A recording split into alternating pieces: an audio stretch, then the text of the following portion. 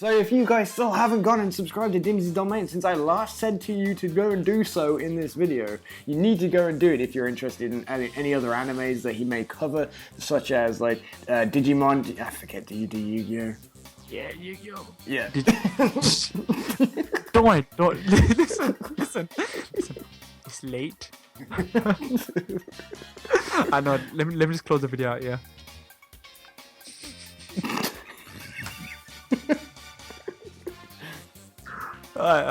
Anyway, guys, this has been the video. Subscribe to King Kanji. Train on his planet. You see more of this. You see bubbles. Hello and welcome to Dimzy's Domain. Now, this is a discussion with a guest. I'll introduce him in a bit, but we're going to be talking about how black will this Future Trunks arc be? It's a pun, I guess. And today with me is WKK Kanji, champion of the world. What are you aiming for with this intro? Man, what's my name become? This was a failed wrestling promo, but you want to jump in and introduce yourself instead? Yeah, well, I mean, literally the other day, you literally just compared me to a piece of bread as well. So, I mean, like, I don't know. King's Milk Kanji. Well, King's Milk Kanji.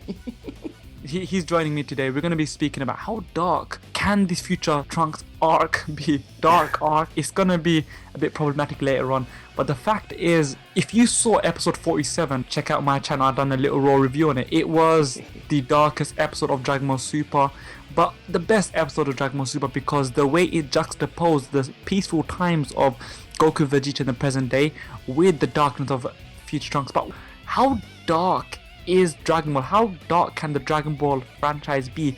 Kanji, you want to start you off? How dark is Dragon Ball? Yeah, I mean, like, totally, because when you start thinking about Dragon Ball as a franchise, obviously the best way to do it is to start with Dragon Ball itself.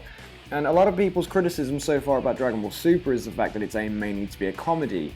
That doesn't necessarily pertain all the way through the series, but especially if you look back at what Dragon Ball was, because Dragon Ball in its entirety was a comedy as well. But as you got progressively further into some of the arcs, it got really dark. And I mean, like, you know, just the sheer parts of, like, you know, Upa's father being killed and stuff like that, and then having the Red Ribbon Army stuff, you know, they're all firing guns at this child and stuff. That doesn't seem dark in the comedic sense when it was being portrayed when Goku was kicking all their asses, but then, you know, when you think about it as today's standards with the ways that, you know, guns shouldn't be shown to children and all this stuff on television, but we'll get more into that in a bit, it did get more dark because they introduced more and more death and all sorts of stuff into it like that. I mean, when you get towards a Piccolo arc, all the characters get wiped out. Like, there's a fuck all there. You've just got all your hopes relaying on Goku, who's shown to be not strong enough. And then you've got Ten Shinhan, who's willing to give his life to try and seal away King Piccolo. And then it just keeps going like that. Like, people just keep dying. And that is what really made it dark. It put the stress on it. It put the tension and the sort of stake into it because you just felt like anybody could die. Yeah. And now we move on to, you know, Battle of Gods and stuff. What did you think? See, here's the thing. It tried to build the tension, but the lack of a viable, proper evil antagonist hurt it. It hurt it. Yeah. And that's the reason why it wasn't dark. It was good, but it wasn't dark. So let's move on to the main bulk. You listened to how dark the franchise can be. Dragon Ball can be dark. Dragon Ball Z can be dark. Hey, Dragon Ball GT was even dark at some points. Speaking about the latest Future Trunks arc, spoiler alert if you haven't watched the latest Dragon Ball Super episode, but deaf. We were speaking about Death, cripple. alternative vehicles or ways to implement darkness, but we just found out that if you kill Future Boomer, build up a relationship with my killer off later, potentially killer off, it does help to become quite dark. But one thing I have to give is the music really look, I don't really give a shit or pay attention to the music, but the music did help. It helped a lot. Sorry, also, one thing I wanted to say, they introduced the cat in a slightly sort of toned down scene, which was to try and bring on the feeling of innocence. And like, because you're feeding a cat, you're watching the cat, and everyone loves a cat. Like, you see a cat video online, you're kind of like, no. That's how YouTube was made, wasn't it? Cat pretty videos. much. Yeah, pretty much. So then when you see these guys, like, feeding the cat, it's this innocent, oh, these guys are definitely the good guys. I hope nothing happens to them because they're lovely people. And then all of a sudden...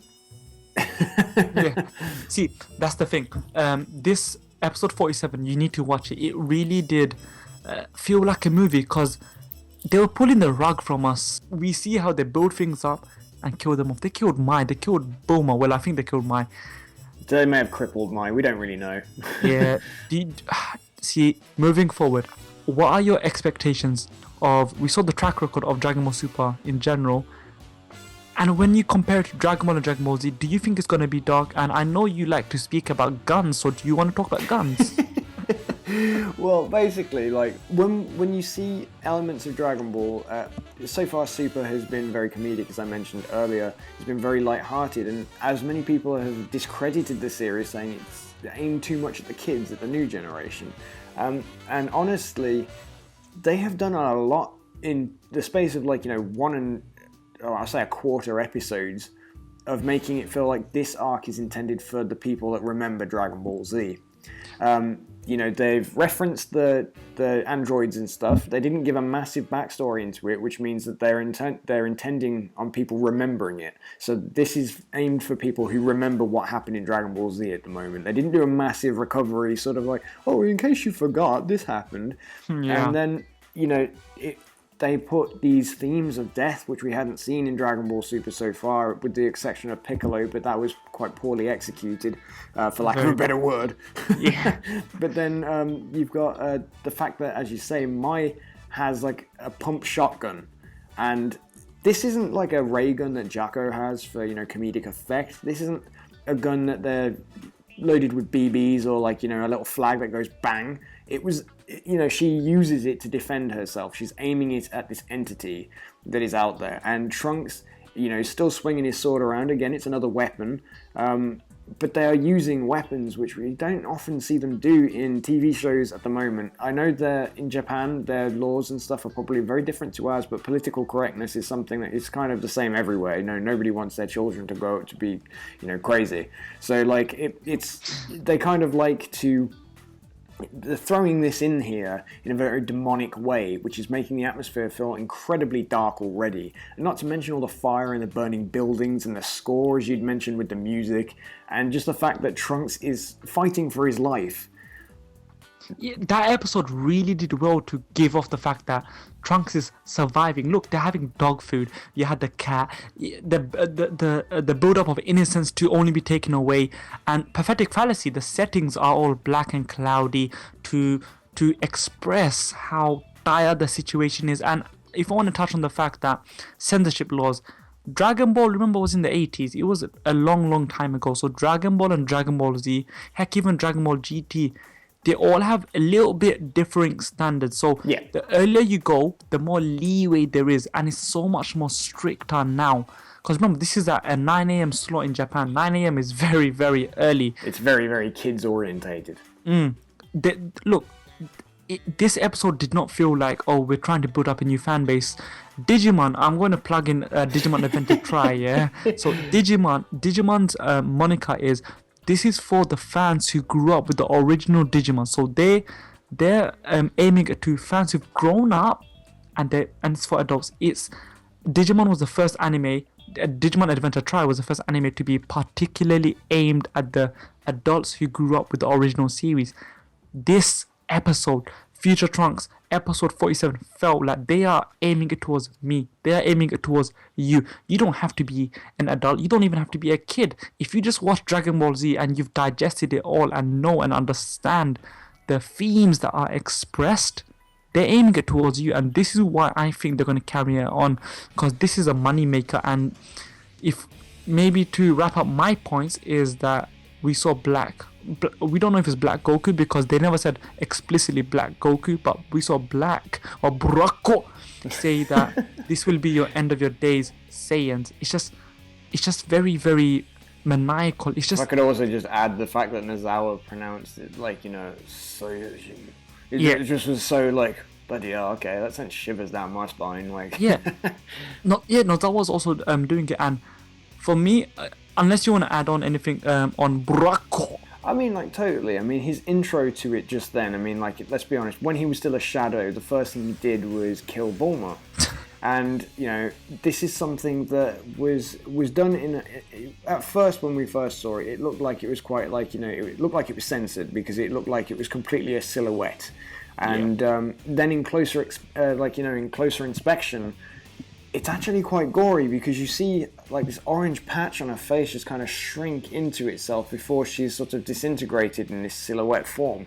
And, you know, her eyes are out of place and stuff like that. And I don't believe that's an animation mistake before a load of people decide to jump on that. Because Naoki Tate did a fantastic job with a lot of the keyframes in this episode. Like, some of them just look stunning. But for like, you know, the actual... I think it was to make it look a bit sort of contorted. And very sort of like, you know, like just deformed. It was supposed to look gory and sort of uncomfortable. It just worked. And I think they're gonna play up the fact that, remember, we saw a green new Kaioshin as well. So yeah, on the intro, yeah, we totally did. It's not a simple storyline. They're not going for a simple storyline. I think it's gonna be very complex. All the Dragon Ball storylines are very complex, especially the Androids arc. This is the most comparable to the Androids arc because you start off with 2 androids and then you get another 2 more. You get 16 who wasn't supposed to be there, and then you get Cell. Will we see as much build up from arc and arc, you know, as the arc progresses in terms of complexity? I don't know, Anand, but it's gonna I think it would be best to stay away from that personally, just because, let's be honest, they created quite a few plot holes when they first did it. Look, this is Dragon Ball Super, but they don't give a shit. That's true, yeah. Let's strap. Okay.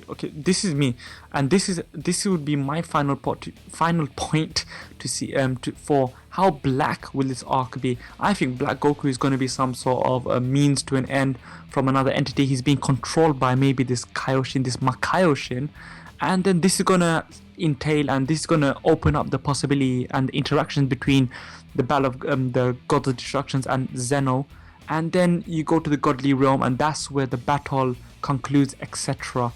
Because you dealing with such powers, it's not going to be enclosed onto one planet. I think this arc is going to be extremely dark. I think this arc will not have any deaths though. Well, you mean more than we've already had? More than we already had in the present timeline. In the present timeline, I do not think there's going to be any deaths. Although they should kill, this is me personally, I think they should kill a side character, maybe Ten Shinhan, because what the hell is he doing? I'm not going to go on the bandwagon and say kill Yamcha, because if you kill him, no one's going to give a crap anyway. Yeah, there's no tension in that. Yeah, but kill Ten Shinhan because he's always been somewhat of a cool guy. Ten Shinhan. Sorry. Ten Shinhan, sorry. Bad joke. Oh, I've made Dimzy go silent. Kill. What a shit joke. so yeah, that was my humor. I have dad humor and I'm not even a dad yet. Damn, man. Oh shit. Kill Tien, yeah? Kill Tien. We like him, so kill him off. Kill a few characters, but I don't expect them to. It's funny, mind you, because had you asked me yesterday to do this video, I would have been very sort of likely to turn around and say, no, I don't think it's going to be that dark at all, because it's aimed at kids, it's aimed in 9 o'clock in the morning, you know, it's a Saturday morning television show in Japan. They're not going to put anything that violent in it, and fuck was I wrong. I have a final question. Pardon my French. Pardon your French. I have a final question for you, and that is, do you think this Future Trunks arc, this Black Goku arc, will it rival the previous Dragon Ball Z? Because that's what we all love, Dragon Ball Z arcs in terms of darkness. In terms of darkness, for example, the Androids arc or even the Boo arc to some sense. To be perfectly honest with you, I feel like that one episode has set the scene to make it as dark as they want to make it. They didn't, you know, as far as it's really concerned, like in Dragon Ball Z, you didn't actually see anything until much later into the actual Trunks arc itself, and that was filler. You know what I mean? Like, you know, you didn't actually see anything that happened until you either saw the history of Trunks or you saw the filler episode where it was sort of showing what happened. So realistically, you never actually saw any footage. So this is like one of the first times we actually see footage of Trunks' timeline anyway. And if they did all that, you know, if they built all that tension before with just dialogue and ideas of what it could be, they've just gone and shown us all of this, and now we're instantly sort of like, what? Holy crap. You know, I don't know about you, but I'm already thinking, you know, shit going down. It's already dark. So I guess we'll pose the question to the people who listen, and thank you very much if you've listened this long. As we're laughing, maybe you could comment down below. What do you think? How dark will it be? Do you think it's going to carry on the same darkness that we were introducing in episode 47? Who's going to be the next casualty, if there is going to be a casualty? Do you want to ask any questions, Kanji? What will happen on the next episode of Dragon Ball Super? And on that note, you could like, comment, make sure to subscribe to World King Kanji. Yeah, and if you're on my planet, then make sure to subscribe to Dimzy's domain, because the dude makes awesome content and you need to go and check it out. No, but seriously, guys, if you guys haven't subscribed to World King Kanji, check him out. His animation information, his fusion challenge, which I'm the champion of. This guy is a laugh, and can you see, look, I know he had a few crap jokes here with tension on. But this guy's a blast. Just check him out, subscribe, and like this video, share it with your friends. Let everyone know. You may now exit. So if you guys still haven't gone and subscribed to Dimzy's domain since I last said to you to go and do so in this video, you need to go and do it if you're interested in any other animes that he may cover, such as like Digimon. I forget, do you do Yu-Gi-Oh? Yeah, Yu-Gi-Oh. Yeah. Don't worry, don't listen. It's late. Let me just close the video out. I'm flattered by your advertisement, but you've I did it because you did it to me too. I was just like, yeah, I'm still doing it. I know. Let me just close the video out. Yeah.